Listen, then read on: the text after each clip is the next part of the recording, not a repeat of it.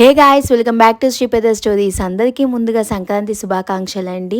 పండగ అంటే అందరికీ గుర్తుకొచ్చేది పిండి వంటలు. ఆ పిండి వంటలు అంటే పిల్లలకి ఎంతో చాలా ఇష్టం కదా. అవి చేయడం ఎంత కష్టమైనా పిల్లల కోసము పెద్దవాళ్ళు ఎంతో ఇష్టంగా చేస్తారు. న్యూ ఇయర్ తర్వాత వచ్చే మొదటి పండుగ సంక్రాంతి కాబట్టి అందరూ ఎంతో ఉత్సాహంగా చాలా జోష్గా సెలబ్రేట్ చేసుకుంటారు. 3 days చేస్తారు కాబట్టి మొదటి రోజు భోగి, తర్వాత సంక్రాంతి, కనుమ. భోగి రోజున బొమ్మల కొలువని, భోగి పళ్ళని చిన్న పిల్లలందరికీ పోస్తూ ఉంటారండి. ఆ భోగి పళ్ళల్లో కలపడానికి మా అత్తయ్య చికినాలతో సహా పాలకాయలు కూడా తయారు చేశారండి. ఒక్కొక్కళ్ళకి ఒక్కొక్క రకమైన సాంప్రదాయం ఉంటుందండి. మా పిల్లలకి భోగిపళ్ళు పోసేటప్పుడు వాళ్ళ కూర్చున్న పీట కింద ఈ చెకినాలు పెట్టి, అలాగే భోగిపళ్ళల్లో ఈ పాలకాయల్ని యాడ్ చేసి వాళ్ళకి పోస్తామండి.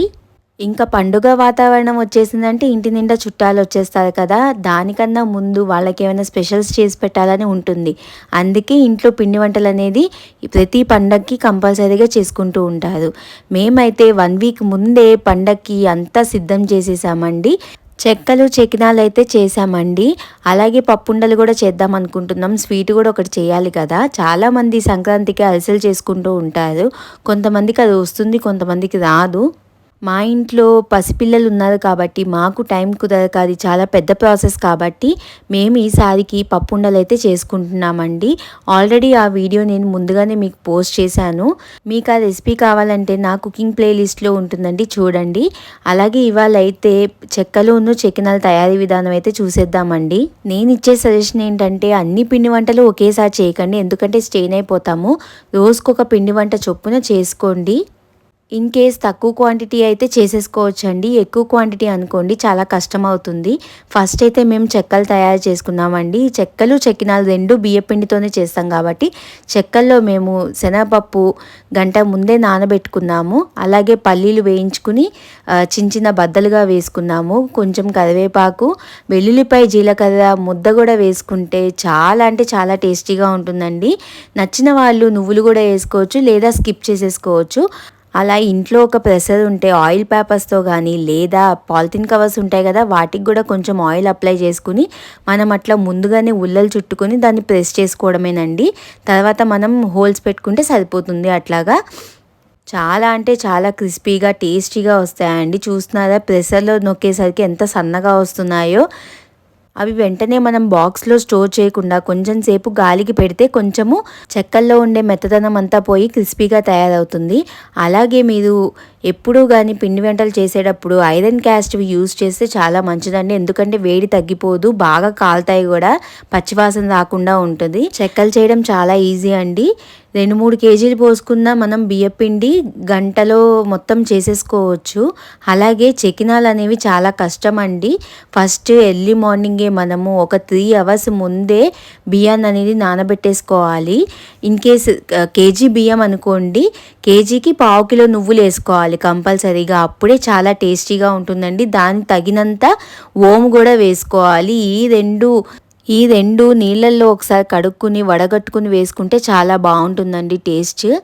తర్వాత నానబెట్టుకున్న బియ్యాన్ని అలా పిండి మీద పట్టించి మనం వేసుకున్న నువ్వులు వాముని తగినంత ఉప్పు వేసుకుని చక్కగా అలాగా ఒక చీర అనేది మనము పరుచుకుని దాని మీద మొత్తం కలుపుకోవాలండి. ఒకేసారి పిండిని వాటర్తో కలిపేయకూడదు.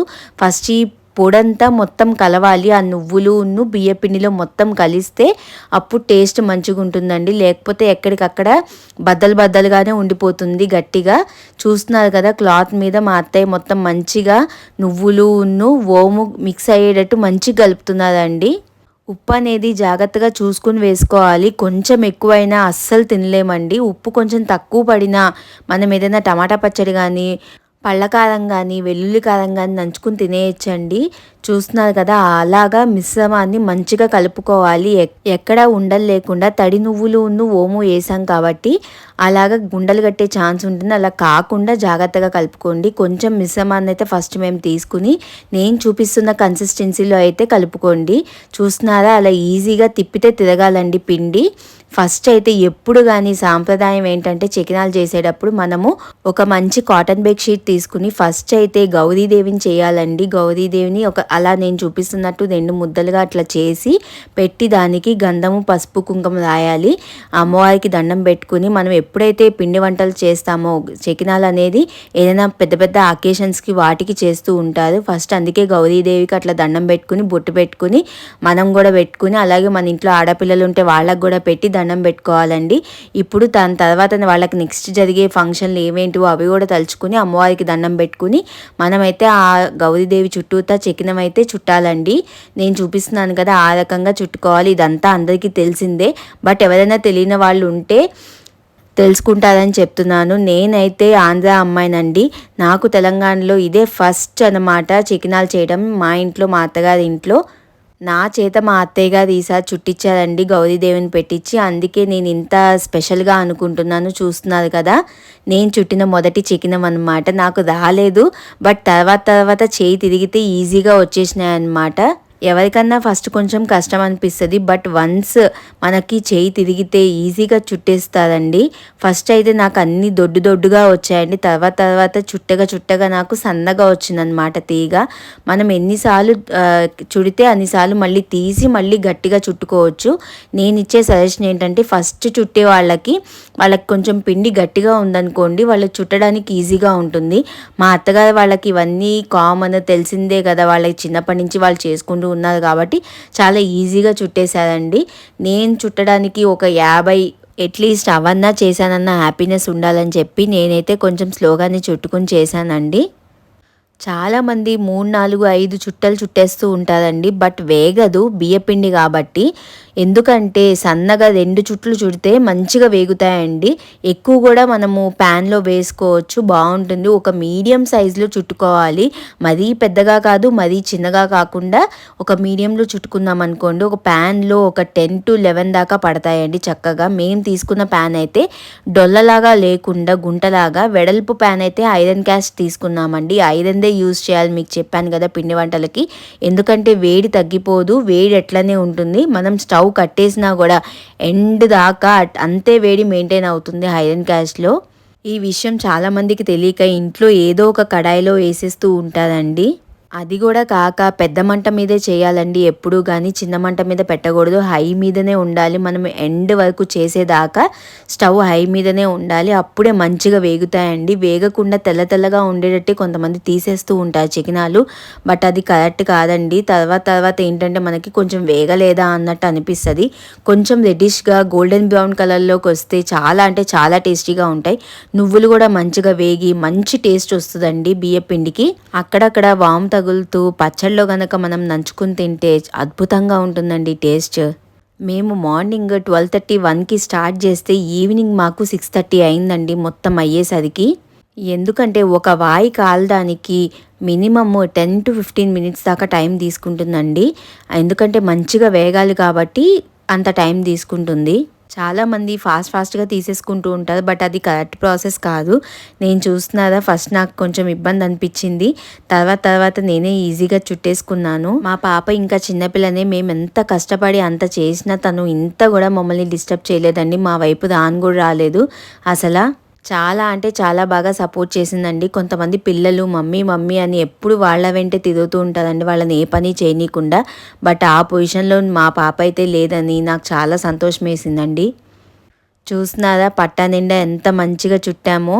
ఇప్పుడు అవన్నీ చక్కగా ఆరిపోయాక అలా మనము ఒక హస్తం ఉంటుంది కదా, మనం దోశలు వేసుకునే అట్లకాడతో నీట్గా తీసుకుని అలా నూనెలో వేసేసుకోవడమే. ఒకేసారి వేసుకోవచ్చు, లేదా అలా ప్లేట్ వేసేసుకోవచ్చు అండి. ఎందుకంటే బియ్యపిండి కాబట్టి విడిపోతాయి, ఎక్కడ అతుక్కోదండి.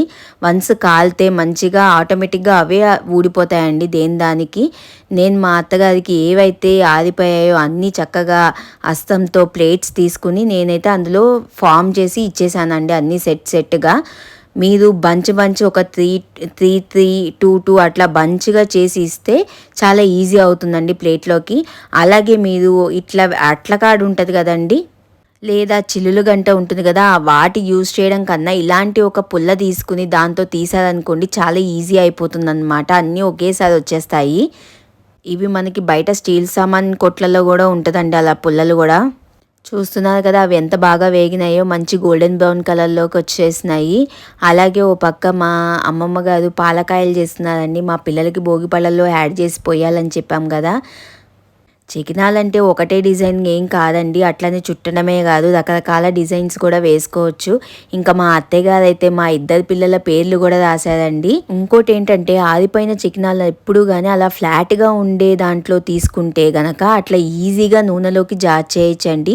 అప్పుడు మనకి ఏ ఇబ్బంది ఉండదు, నూనె కూడా మీద పడకుండా ఉంటుంది. చూస్తున్నారా 2 ఆయిల్ ఒకేసారి వేసేసారు మా అత్తయ్య గారు. ఒక పక్క మేము చుడుతున్నాము, మా అత్తయ్య గారు ఆరిపోయినవన్నీ నేను ప్లేట్లోకి తీసేస్తే అవన్నీ కాలుస్తున్నారు. ఇంకా పిండి ఉంటుంది కదండి, అవి ఈ లోపు నేను వేస్తున్నాను. వేయగా నాకైతే ఫైనల్గా చికినాలు అనేది వేయడం వచ్చేసిందండి. అంతేనండి, స్లోగా నేర్చుకుంటే ఏ పనన్నా సాధించగలుగుతాము. రాదన్న పని రాజా పని అంటారు కదా. మరి మీ ఇంట్లో ఈ సంక్రాంతికి ఏ పిండి వంటలు చేసుకున్నారు అది కూడా నాకు కామెంట్ బాక్స్లో తెలియజేయండి. నేనైతే మన వ్యూవర్స్ కోసం మంచి మంచి వీడియోలు అయితే రెడీ చేస్తున్నానండి. అన్నీ చాలా ఉపయోగపడతాయండి. ఇవాళ అయితే మా అత్తమ్మ సంక్రాంతికి మా కోసం చేసిన పిండి వంటలు అయితే చూసేసారు కదా. మా అమ్మ వాళ్ళ ఇంట్లో కూడా మా కోసం పిండి వంటలు తయారు చేశారంట. అది కూడా మీకు నేను చూపిస్తాను, మా అమ్మ ఏం చేసిందో నా కోసం. అలాగే బొమ్మల కొలువు కూడా చూపిస్తానండి. మా అమ్మ వాళ్ళకు ఉంది, బట్ మాకు లేదు. మన ఛానల్లో ఎప్పటికప్పుడు అప్డేట్స్ ప్రతి అకేషన్కి నేను పోస్ట్ చేస్తూనే ఉంటాను. మంచి మంచి వీడియోస్ అన్ని పెడుతున్నానండి. మీ అందరికీ నచ్చినట్లయితే మీ ఫ్రెండ్స్ అండ్ ఫ్యామిలీకి షేర్ చేయండి. అలాగే ప్లేలిస్ట్లు కూడా క్రియేట్ చేశాను. పిల్లలకి సంబంధించి హోమ్ నీడ్స్ అని, డివోషనల్ వీడియోస్ అని, కుకింగ్ బ్లాగ్స్ అని, అబ్బో ఎన్నో చేశానండి. అవన్నీ మీరు చూడాలనుకుంటే నా ఛానల్ని వెంటనే ఎవరైనా కొత్తగా చూస్తున్న వాళ్ళు అయితే సబ్స్క్రైబ్ చేసేసుకోండి. పక్కనే ఉన్న బెల్ ఐకాన్ అయితే కొట్టేసేయండి. నా నోటిఫికేషన్స్ అన్నీ మీకు వచ్చేస్తే మరెన్నో ఇంట్రెస్టింగ్ వీడియోస్ కోసం please do like, share and subscribe to Shri Pedda stories. Until then, bye. Thanks for watching.